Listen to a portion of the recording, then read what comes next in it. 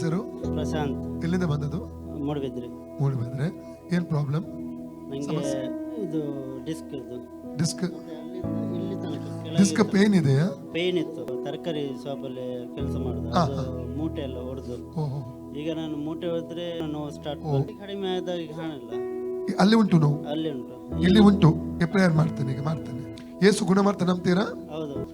ತಂದೆ ದೇವರೇ, ಯೇಸುವಿನ ನಾಮದಲ್ಲಿ ಪವಿತ್ರಾತ್ಮನ ಸಹಾಯದೊಂದಿಗೆ ಕರ್ತನೆ ನಿನ್ನ ಪಾದ ಪೀಠಕ್ಕೆ ಬಂದಿದ್ದೇನೆ.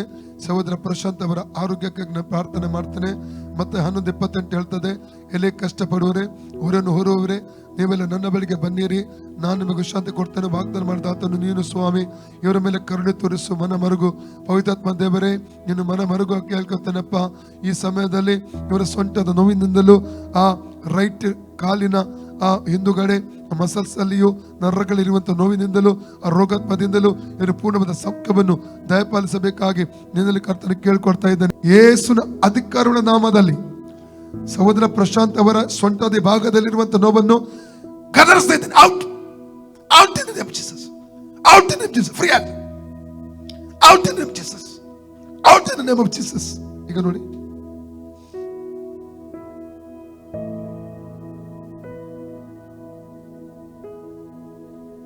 ಇಲ್ಲ ಹೋಯ್ತಲ್ಲ.